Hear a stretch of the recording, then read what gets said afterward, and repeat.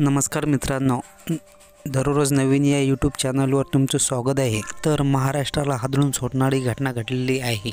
एकाच कुटुंबातील तिघांचा मृत्यू झालेला आहे। तर चौथा भाऊ हा अंत्यावस्थेत आहे।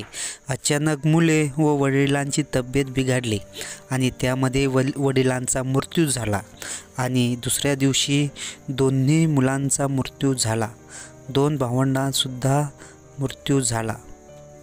चौथा भाऊ अंत्यावस्थेत आहे, त्यामुळे वडील कुटुंबियावर दुःखाचा डोंगर कशामुळे कोसळला आणि नेमके काय घडले होते हेच आपण या व्हिडिओमध्ये संपूर्ण जाणून घेणार आहोत। तर व्हिडिओला ज्याने लाईक केले नसेल तर लाईक करा आणि चॅनलला ज्याने सबस्क्राईब केले नसेल त्यांनी लवकरात लवकर सबस्क्राईब करा। तर व्हिडिओला सुरुवात करूया।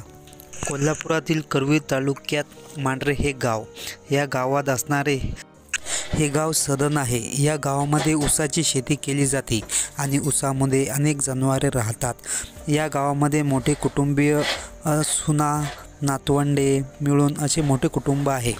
तर पांडुरंग पाटलाचे कुटुंब हे एकत्र राहतात। पांडुरंग पाटील यांचा अचानक तब्येत बिघडून त्यांचा अचानक मृत्यू झाला।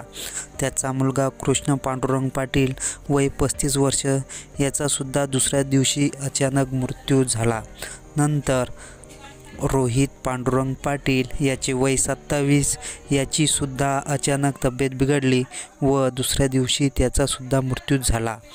तसेच तिसरा भाऊ प्रदीप पांडुरंग पाटील याचा सुद्धा मृत्यू अचानक झाला व चौथा भाऊ याची सुद्धा तब्येत अंत्यावस्थेत आहे। दोन नातवंडे यांची तब्येत सुद्धा प्रकृती गंभीर आहे।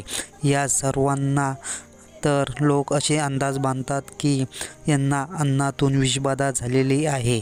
नेमकं यांच्यासमोर काय झालेलं आहे हे अद्यापही समोर आलेले नाही।